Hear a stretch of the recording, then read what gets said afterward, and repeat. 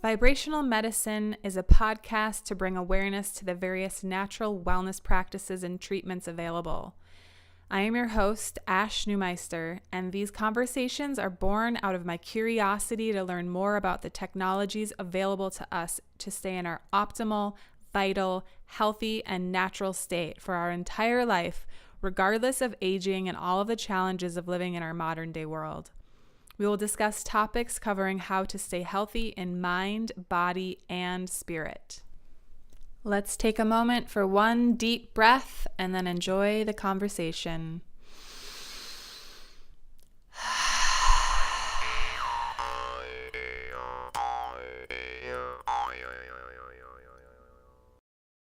Welcome to the second episode of Vibrational Medicine with Ash. Today I got to interview one of my main mentors and teachers in the field of sound healing, and his name is Wayne Perry.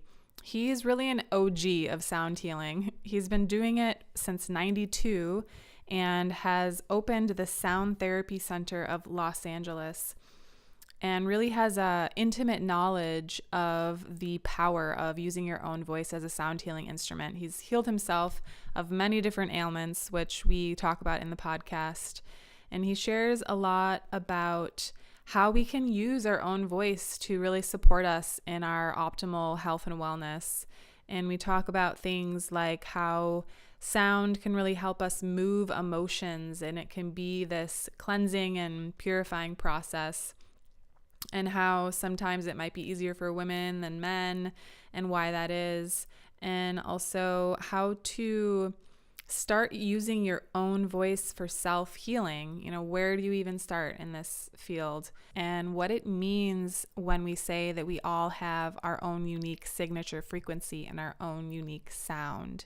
So I hope that you enjoy this conversation, and if you want to learn more, I highly recommend getting Wayne's book. It's called Sound Medicine: The Complete Guide to Healing with Sound and the Human Voice. You can find more information on his website at wayneperry.com as well. And if you find value in this podcast, please share it with a friend, leave a comment, leave a review. I really do appreciate it. Thank you. All right. So today I'm super excited to be interviewing Wayne Perry, who is actually one of my mentors and one of my main teachers that I learned a lot about in the field of sound healing. And, he focuses mainly on using your own voice as a sound healing instrument and becoming your own healer in that way of using your own voice. And I'm going to let him speak a little bit more about his experience and how he got into this. But I'm really excited for this interview and super honored to have you be a part of this podcast, where I'm really just focusing on bringing awareness, of these different modalities that support us in maintaining health and wellness in the whole person, right? And focusing on these different tools that we have that can really support us in maintaining a high vibration and addressing these issues that happen in our other bodies before it manifests into the physical body. And sound healing is a really powerful tool for that, as well as once it gets into the physical body, how you can also work with it on that level. So I would love to start with you, Wayne, just sharing a little bit about your background and maybe a little bit of how you got into sound healing, and share some of your story of how you've used it in your own life. And I know you have an amazing story. So just sharing a little bit about that. Well, it's a big question. Yeah, I know. First of all, thank you for the nice introduction, and I'm happy to be of service and support to people interested in self-empowerment, sound healing, self-healing, self-awareness, and particularly happy to support you. You've been a good friend, and I know that you walk your talk and that you're a good example of this work, and so I'm always happy to support you in any way I can. Thank you. So let's see, how did I get started into this? Actually, I came out to California from Chicago as in search of the proverbial record deal as a singer, songwriter, and recording artist, and found I didn't much like the music business. It was even probably more commercial than Chicago. So I wound up in radio. I mean, I was still performing music, but I developed a couple of radio shows that I was producing and hosting, and Attention A&R, the best in LA's unsigned talent. And I was doing music as a disc jockey, and then I had a talk show. So kind of my favorite of 5 different shows I was involved with was Heart Touch, which was an interview show where I interviewed like alternative healers and shamans and anybody kind of on the cutting edge of consciousness, so to speak, because that's where I've lived most of my life and my interests are about.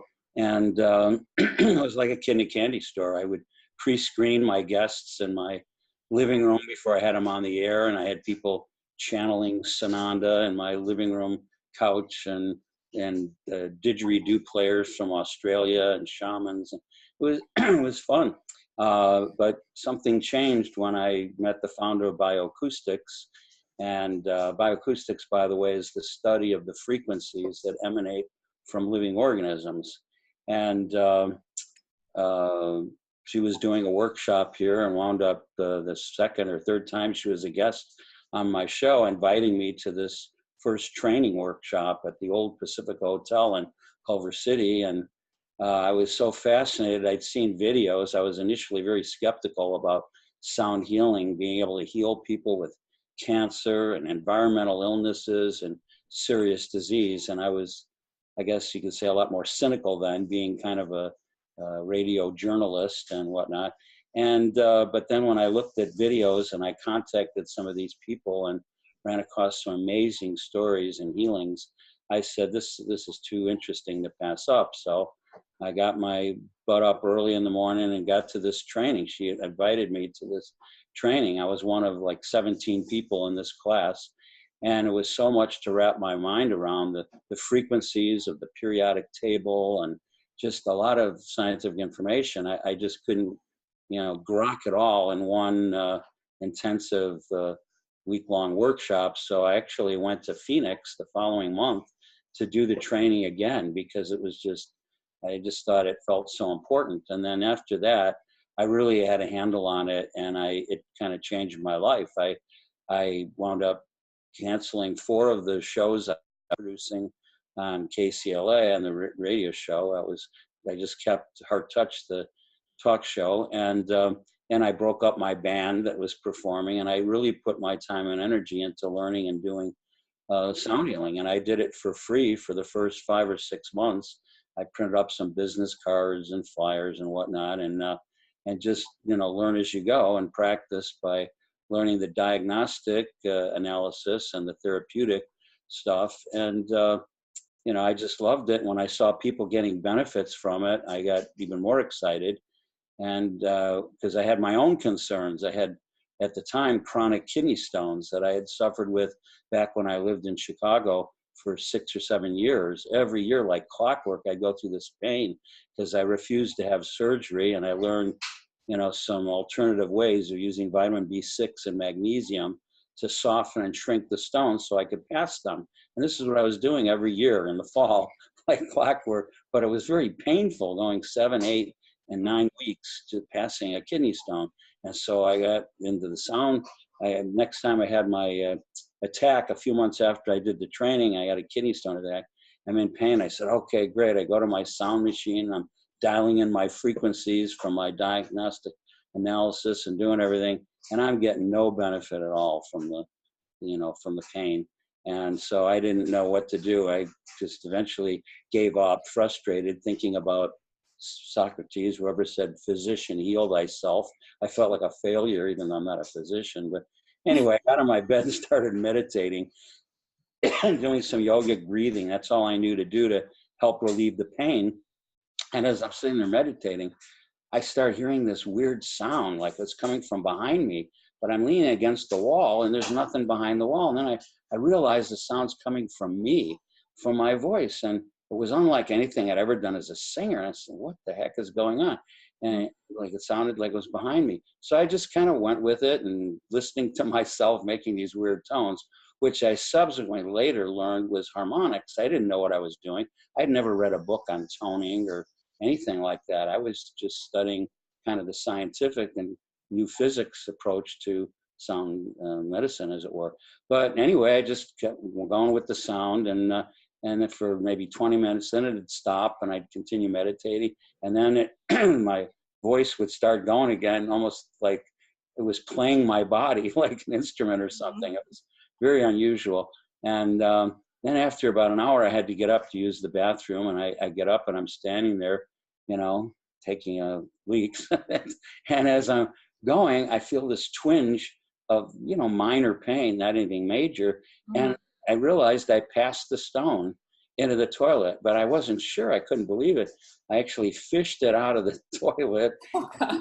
They went to UCLA Medical Center with this little stone wrapped in toilet paper, and they checked it out, a little tiny thing, and sent it to a chemist, and it was analyzed and told to be calcium oxalate, which is what most kidney stones are. Some of them are uric acid, but the majority of them are calcium oxalate, which was mine.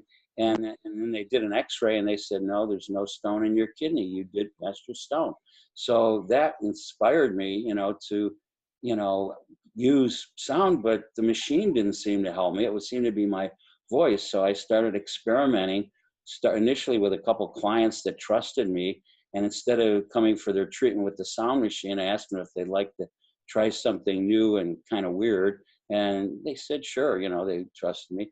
And I just put them on my couch and I toned into their cranium and spinal column, and with the intention of helping release their pain. And they had two different difficulties. They didn't really know each other. But anyway, both ladies got better in the subsequent weeks. In fact, the next time they came for a visit, they both independently said, instead of the machine, could you do that weird thing with your voice again? And I said, yeah, and I started to feel a little validated. And of course, both of those women healed their issues in the subsequent weeks after that. And that gave me more validation. And I started reading up on toning and harmonics and different things, and realized that there was a science to it, and the new physics kind of supported it. And then I learned in my own manual, which was pretty heavy. I hadn't read every single page in detail in there. I find in the manual some research that showed that the sound machine I was using was the most effective of all the sound machines out there, but it was like third or fourth in relationship to the human voice, that the most powerful healing element in people that they researched using blood pressure monitoring, oxygen saturation, and brainwave studies, those three criteria, they found, and using all sorts of sounds, industrial sounds, musical sounds, sound machines, tone generators, environmental sounds, every conceivable sound. And at the end of the research, after like a 60-day period, they found that the body was most profoundly affected by the multiples and harmonics and overtones within the human voice. And that like had a big effect on me. Not initially positive, although eventually it was positive, but initially I said, God, I spent $4,000 on this sound machine and some speakers, and they're not working, you know, and they're like fourth in effectiveness. And so, you know, I queried these scientists and said, well, it states right here in your own bioacoustic manual that the human voice is the most powerful healing instrument. Why aren't you working with the voice or helping people to do that instead of the machine? And then the answer they gave me was really what changed my career. They said, well, you know, that we're trying to create a unified field theory that we can reproduce in the laboratory, blah, blah, blah, a lot of psychobabble. And then the second part of the answer really flummoxed me, which was that people are impressed with blinking red lights and the VU meters and technology. They're not so impressed with the human voice. You know, it's like taking our breathing for granted. We take the human voice for granted. And so then they went on with some more psychobabble. But I mean, those two reasons just were not satisfactory to me. So my sound machine within the next month went into storage, and I started using my voice. And then one thing led to another. Long story short, I created the Cosmic Choir, my first music CD with all harmonics, no words or melodies, kind of a sonic tapestry in all 12 keys. And I didn't know if it would be a benefit for people, but I put it out back in, I think it was 1993. And to my surprise, I got hundreds of testimonials.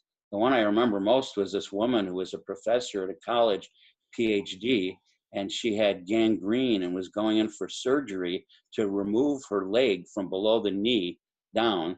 And she said she was listening to the Cosmic Choir every day constantly before the surgery, and it healed. The gangrene actually disappeared, and she didn't have to have her leg amputated. I mean, I couldn't even believe what I was reading in this letter. Yeah.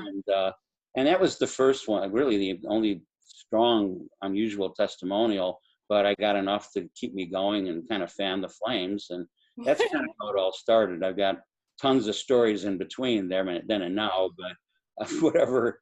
Right. We can get to some more of those in a little bit. I have a question about, it's like you said, it's been scientifically proven that a person's own voice is most healing on their own body. Can you explain a little bit, like, why is that? Like, how does that work? And why is our own voice so powerful for our healing? Well, I don't know that I know the full answer to that question, really. I mean, it's sort of the mystery of harmonics, so to speak.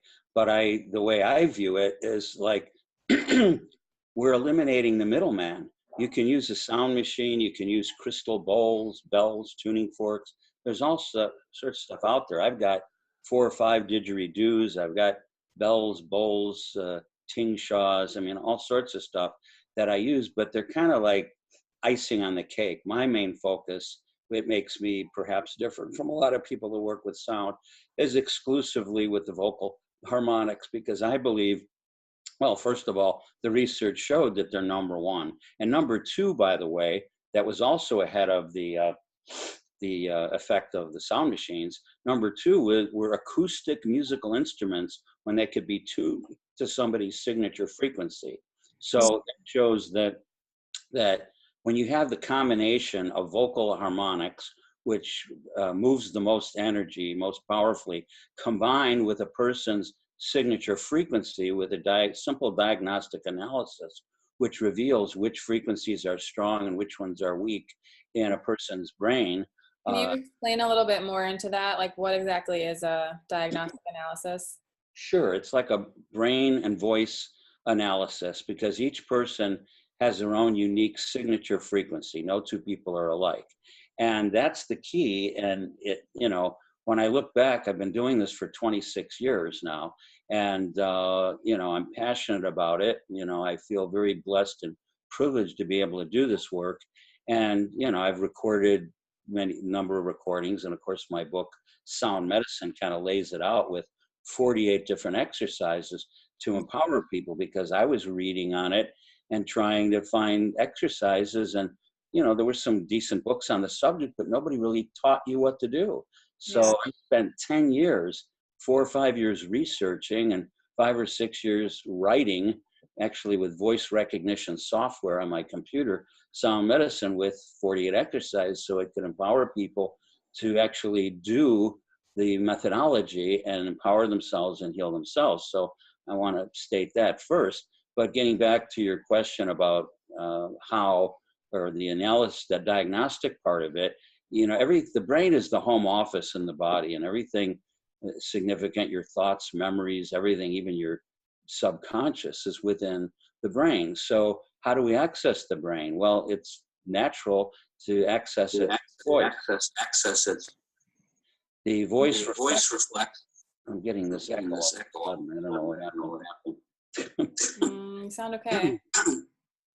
Anyway, the voice reveals your signature pattern that you I've even done identical twins, and their frequencies are different.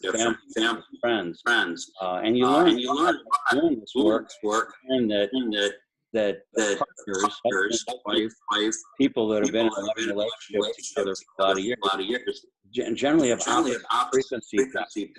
I've never seen two people that have a very similar pattern. which you do find with families. You know, best friend, family members can have very similar frequency patterns.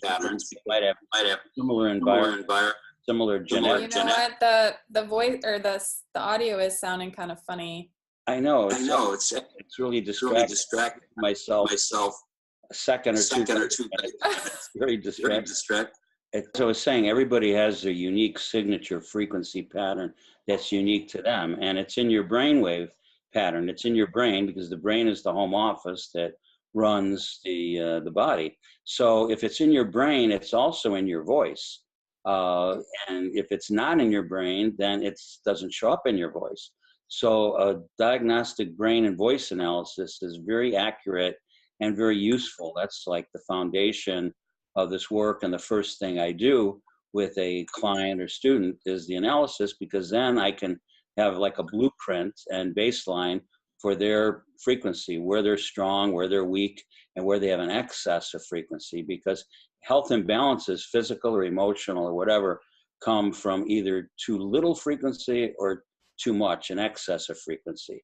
And that's the rub, you know, because when I published my correlative healing chart for sound therapy back in 1993, it's distributed all over the world, and people will use it or put it on their refrigerator or something. They'll say, oh, well, F relates to kidneys. Like I discovered, you know, in healing my kidney stones, that I had an excess of F.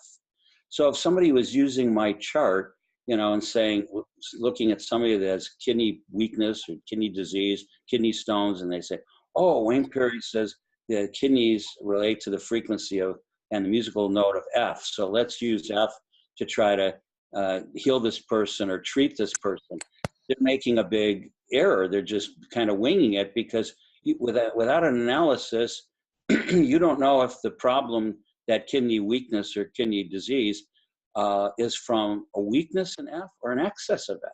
So you can't just blatantly just use tones from books that you read. Even my own chart, yeah, it's out there to support people, but not in a way that could be used to, you know, to exacerbate a health condition, which will happen if, like in my case, if I had an excess of F. So if I was treated with F, it would have made things worse. It would create F in my brainwave pattern and contributed to worse kidney stones or repeated problem, whatever. So that's why it kind of irks me that there's a lot of people out there calling themselves sound healers that might be well-intentioned, but then they're using frequencies, even bells and bowls or vocal or whatever toning, and they don't know what the person's frequency is. This is why I get a lot of flack from people, because I'm like against these sound baths that are very powerful and popular right now, because everybody wants a quick fix, and that's a nice way to relax and enjoy the sound bath and everything.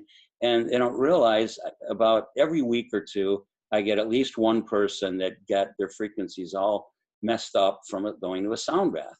And then I got to realign them and do some work with them to, you know, and some people are okay, you know, I mean, I don't want to judge anybody's work. That's not what I'm trying to do here. You know, I respect and honor everybody in the work they're doing, but it's sort of like good news and bad news. The good news is that it's a lot better, and there's more people have more receptivity to sound therapy than 26 years ago when I started. The only clients I had were seniors that were kind of fed up with allopathic medicine and drugs and not getting enough benefit, and we're looking for some alternatives. And everybody else laughed at me. They say, oh yeah, your voice is going to help my arthritis or my tumor or something. You know, it was a big joke. So it was a long struggle of traveling and making recordings and speaking at health conferences. It took a lot of years to get some credibility. So the good news is that now everybody seems to understand that everything is energy. And the new physics has shown that there's no such thing as solid matter. Everything's vibrating at different frequencies. Right. So there's much more openness, although a lot of people haven't connected the dots and realized that energy is sound, frequency, vibration, pulsation. It's all the same thing. There's just different facets of the same diamond, so to speak. When we measure the pulsations or vibrations of sound, we see how many times per second in CPS or hertz, how many times it vibrates, which tells us how frequent the vibrations are. And that's what frequency is. It's just simply how frequent those vibrations are. So some people haven't looked close enough at it. Maybe they're thinking it's going to get into a lot of physics, scientific stuff that they won't understand. But it's very simple. And that's that the form, this is a principle that people should write down, whoever's listening to this, is that the form and the density of all matter is determined by its frequency. This is the principle. Form and density is a better word than solidity, because there's really no such thing as solidity. Nothing is solid, but things have varying degrees of density. And so the more density, the more solid appearing. Like, for instance, our bones have the most density in the body. And so that, but it's not solid, it just has the most density. And then the blood and fluids have much less density because it's higher frequency sound, the blood and fluids. So you can't determine the form. You know what the form density of a bone or a tooth.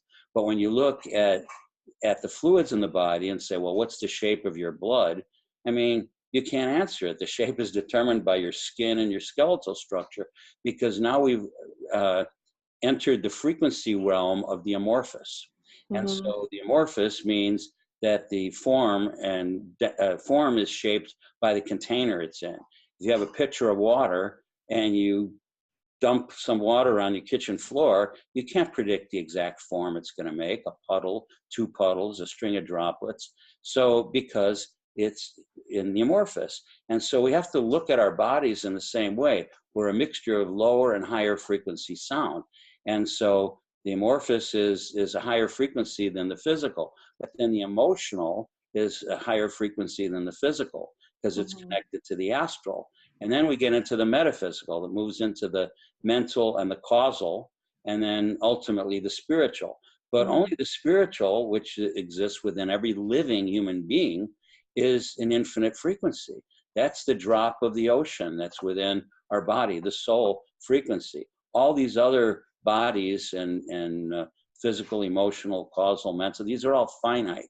So, you know, that's what I love about sound too. We can explore any aspect of the metaphysical. I'm happy to explore and discuss, because it tells us about, you know, the air we breathe, the food we eat. There's frequencies to food. I mean, so I love discussing these things, because if people take the time to explore it, then they realize they can be a being of sound body, as I like to say, and really empower themselves. Yeah, I mean, that was my main motivation for creating this whole podcast, is to cover all of these different topics, that, you know, that everything does have a vibration, and that when we start being aware of the vibrations that we're putting into our body, that we're listening to, that are in our environment, the colors that we wear, the smells, like everything, like you're saying, really does come down to that vibration that has an impact on our own unique vibration, and finding out those particular things that really support us in our optimal health and wellness. So yeah, I love what you were sharing. So what are, when people start to work with you, like, what are they looking for, or what is your like ideal client, or are there certain things that people are maybe struggling with that your work would be really helpful with?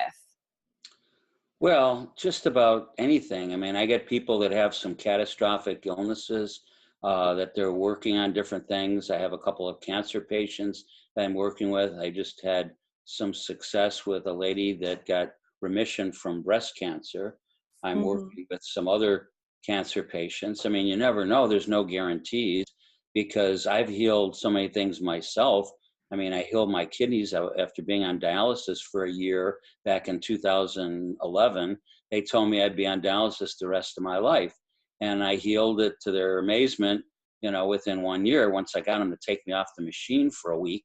And I lowered my creatinine level, and then they kept me off for 2 weeks. I lowered it more, and then I got off the machine entirely. And that, you know, that was back in, 2011. So it's like now I work with some dialysis patients, but I'd probably say a lot of the clients that I work with are just interested in the healing process of empowering themselves, or a lot of times are healers themselves, or massage therapists, hypnotherapists, Reiki masters, doctors, chiropractors that are at least open enough to want to expand their view or their practice. So I get, quite a variety. I mean, I have parents that bring their kids to me. I've got a lady that brings her son to me that's doing a lot better now in school by understanding and developing more confidence and understanding, and is willing to do some toning. A lot of kids aren't, but it's actually it's a family thing. That's why I Mm-hmm. encourage people and families to have support groups or toning groups, toning circles, to just kind of open things up, and it opens up creativity of expression, the fifth chakra, creativity, a lot of things. So there's just so many different Mm-hmm. and approaches to it. Yeah. Yeah. I mean, I became interested in working with you just because I was curious. I thought that I wanted to actually go into music therapy, but then I discovered sound therapy and I was like, that sounds amazing.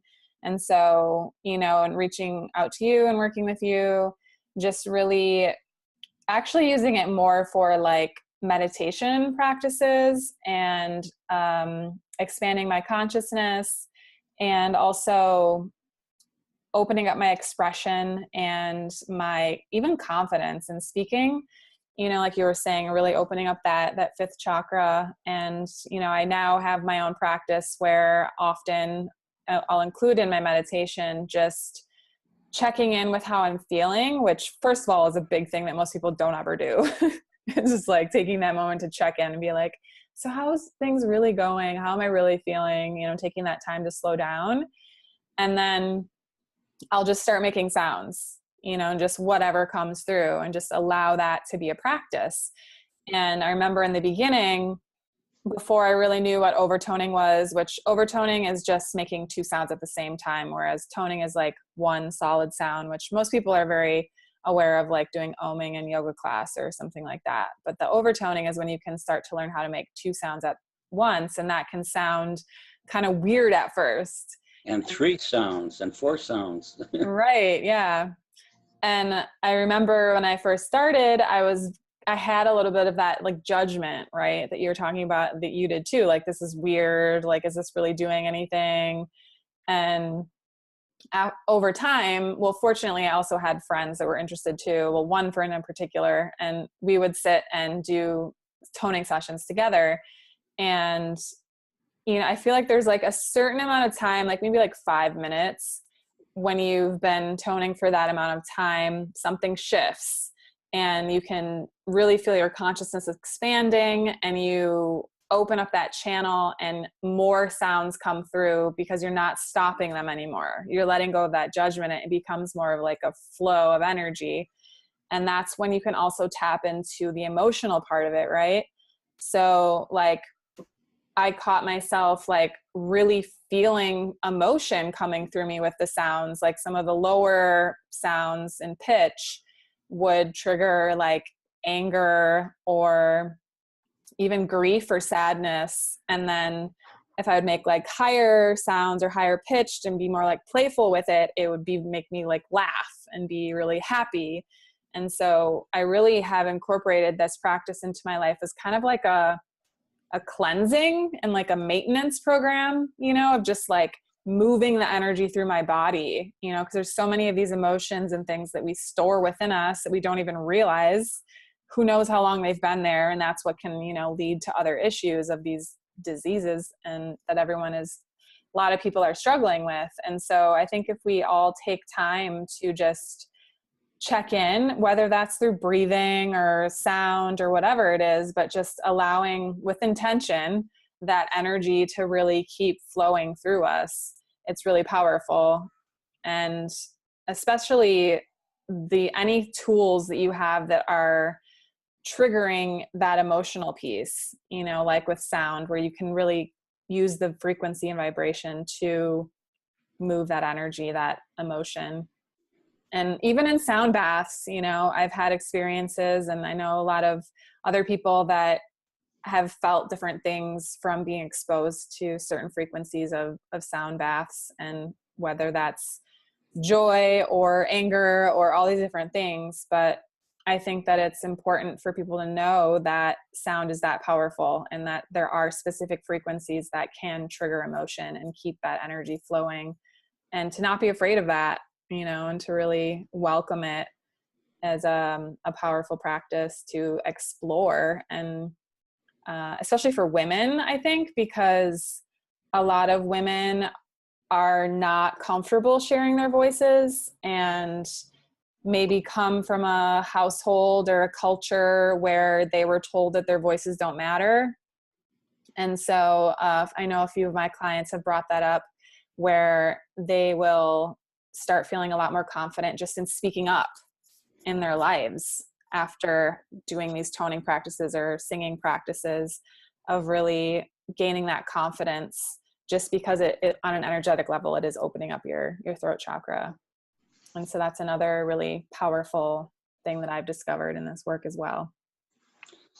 Well, we're all emotional beings, so that's one of the wonderments of sound, is it connects us to feeling and emotion. Like you're saying, some sounds can make you laugh and giggle, which can be very healing, and some sounds can actually be kind of scary or confusing. So a lot of emotion can come up, but I think, the important thing, what you're saying, is like we're all repressed. Like there's a lot of emphasis on the women because in a lot of ways, politically and in the patriarchal society we live in, women are repressed in a lot of ways. So I totally understand that as a great boon for women using sound and toning. However, at the same time, if you look at it, a slightly different way, women are more expressive than men emotionally. Men don't express their emotions. So when women get into this, they make very, rapid progress, generally even, more progress than men make, because they're more in touch with their emotions. So if they're not just repressed from a family or social situation, they do well. And that's why I always have more females in my workshops than men, because men aren't as willing to express themselves, maybe even not as willing and open to change as women. And as we're, I think, moving into this goddess revolution, which I think is good, to integrate and bring more balance to society, and in the long run, it'll help men once they stop resisting it. Mm-hmm. But you can look at gender, but the soul has no gender. But socially, it's helpful and useful to look at the benefits that women can get from it, and then also the benefits of men once they get started, even if they're dragged to the workshop by their wives or something. That, the benefit too. It's just Mm-hmm. women seem to be a bit more responsive at this time and space here. Yeah, I could see that for sure. One thing I wanted to ask too is, if people are listening to this and they're getting intrigued and interested in using their own voice and starting to do that, like what would be some way that they could just begin, and start to practice something that, we've been talking about? Well, I would say the one or two things to do is to find people that like to tone, that are also interested and open in doing that. Find a toning group, or even create your own toning group. I've been doing a toning group here for even longer than the 26 years that I've been doing sound work, because it started as a support group for people into personal growth and metaphysics. Probably about 28 years ago, I started a monthly group. And then when I got into sound, it kind of morphed into a toning group. But over the years, since a lot of new people come to it, I can't just jump in doing toning. I've done that. And I lead everybody into toning and close their eyes in like a sonic meditation, as I refer to it. And then people that aren't familiar with it, we open our eyes at the end of the toning and 2 or 3 people are gone. It's like, like, who are these weirdos? Through the door. So now I always preface it with some Q&A, questions and answers, to try to help people to feel more comfortable, because there's usually new people that come to my group. But anyway, back to your question, I would say, I have my group in West Hollywood on the 3rd Thursday of the month, and at 7 p.m. the 3rd Thursday. So if anybody is in LA or in the area, they're welcome to come here, or go to my website, wayneperry.com, call the phone number, the email. You got to RSVP because I have a limited space. But anyway, that's one thing. If it's not convenient for you to come to LA or West Hollywood and you're in outlying areas, just find some people to get together with and do some toning with. And if you get the motivation and some incentive and clear intention, you can really have fun with it. So those are some suggestions. And then, of course, if you're really serious about sound and how to use it and wanting to use it, I would strongly suggest getting a diagnostic brain and voice analysis, because then you have a foundation, what your frequency is, and know what to listen to and what to tone and release. Because I liken it to food. It's like we can have the most wonderful diet in the world, but if we don't eliminate that food, we're going to die. and you can have the best elimination in the world and do herbs or colonics, whatever, but if you don't eat, you're going to die. So what goes in your body is important, and what goes out of your body is equally important. And it's the same thing with sound. Some people want to tone and they don't want to listen to harmonics, and they're not going to get the full benefit. And then some people feel, well, it's easier to just listen and not do anything, and they don't get the full benefit. So I try to hopefully walk my talk and inspire people to both listen to harmonics every day, particularly any ones that you're weak in.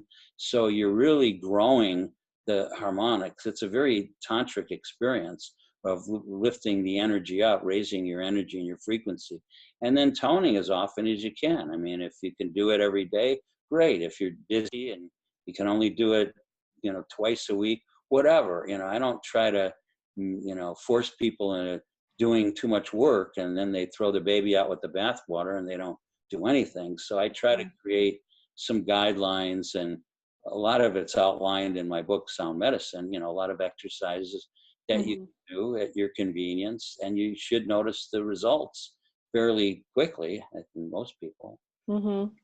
Awesome. Yeah, and I'll put all of those links in the notes for this program as well, so people can find it.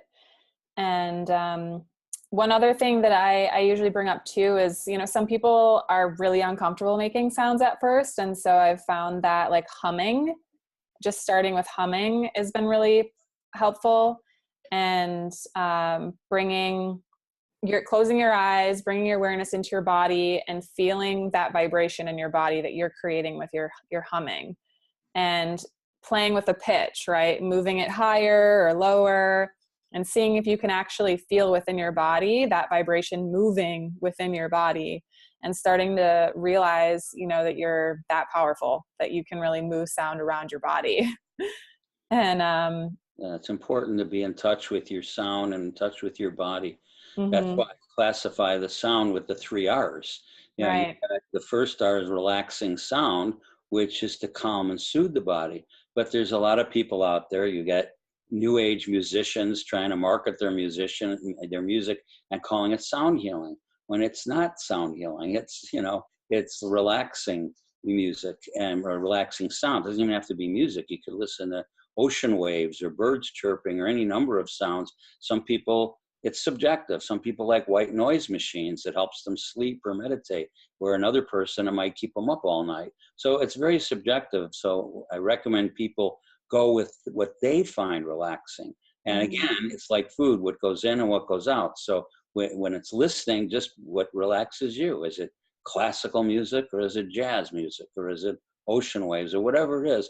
Listen to relax, preferably harmonics if you're advanced enough to listen to harmonics, because much like an opera singer can shatter a crystal wine glass like Caruso did by a sustained high frequency pitch that sustains the frequency of the wine glass, and it begins to vibrate, and if it's sustained, it will eventually shatter the glass. Well, similarly, the harmonics within the voice are an innate and natural way to shatter subtle energy crystallizations in the body that cause tension, stress, and lead to disease. So that's what moves it up to the 3rd R, but I haven't even talked about the 2nd R. First, relaxing sound, and that's great for setting the environment for healing, but in and of itself, it's not really healing. If you have a healing from relaxing sound, it wasn't the relaxing sound. Give yourself the credit. It was like combination of your intention, your awareness, your karma, and things just happen to pop. But it Mm-hmm. wasn't the relaxing sound, in my opinion. Anyway, and so that brings us to the second R, which is release sounds. And release sounds are very different, because release sounds are not to relax the body, it's to cleanse the body. So when we make those sounds that you're referring to, when you are feeling emotion, or you're expressing, you're moaning or groaning or laughing and crying, or even the subtle ones of sighing, and these are all release sounds, and they help in their own way, not for relaxing, but that's the elimination part of sound, where you're releasing the junk, the stuff that you don't need. And you should be doing that every day. I mean, we do it inherently, just like we breathe subconsciously or unconsciously.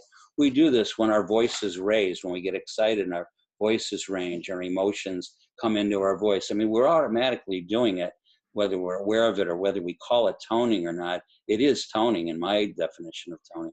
But we live in a time now where the air we breathe, the water we drink, the food we eat, everything is getting so toxic. Even eating fruits and vegetables and good, healthy, high frequency food in soil that's getting polluted and depleted. So we've got to do more. And that's where sound comes in, that if we do some toning, even like you said, starting with some humming, and you don't have to be an expert and be a chief overtoner or something, just start anywhere. Just be making sound, to be releasing in your own way, and then try to listen to some harmonics, get some, recordings or live or whatever. You can hear some harmonics and get involved. And I think people will notice, a difference, and then they can explore deeper to get into some of the exercises like toning your chakras, or doing pain release work, or understanding the frequencies of food. Right. Which is a big topic that I'm going to be talking about soon on Facebook, because so many more people are becoming, vegans and eating healthier, and it's good, but most people don't understand the frequencies of food. Mm-hmm. I remember when I first went to one of your workshops, that was one of the things that you just demonstrated, was like toning into an apple, and how you can change the frequency of your food. And I know, like, whenever you eat a meal, you're beginning, like, prayer, I guess you could say, is like you're toning into the food, and how it really does impact the overall frequency of that food before you put it into your body, which is so fascinating that we have the ability to impact the frequency of food with our own voice, which is really cool. The whole process. It's also to just be grateful for the food and not take so much for granted.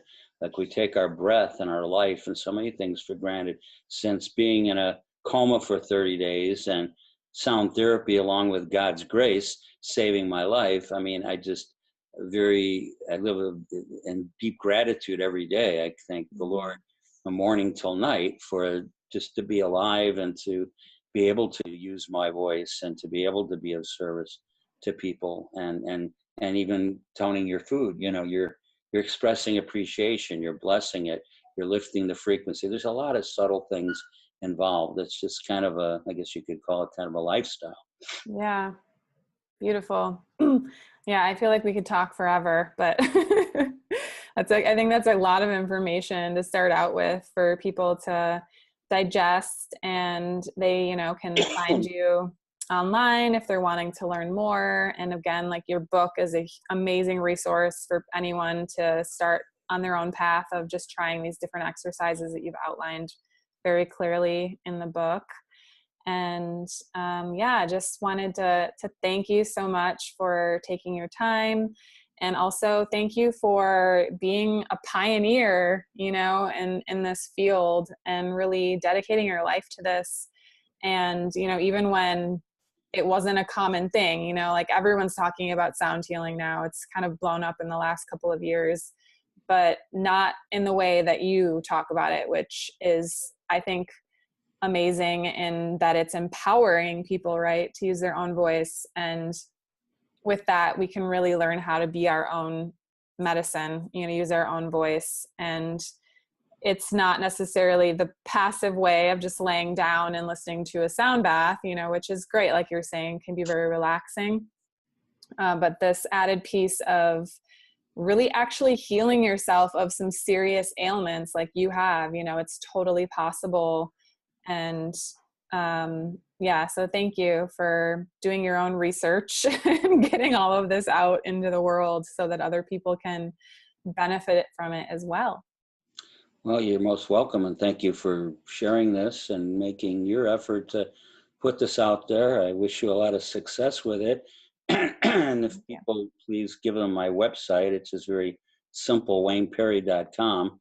I have a Mm-hmm. website now, was redesigned actually about a month or two ago before I went to Taiwan, which I should also mention if this goes out to anybody internationally, I got Mm-hmm. my tickets for China already. I was invited based upon the great response I got in Taiwan and my book being published in Chinese now.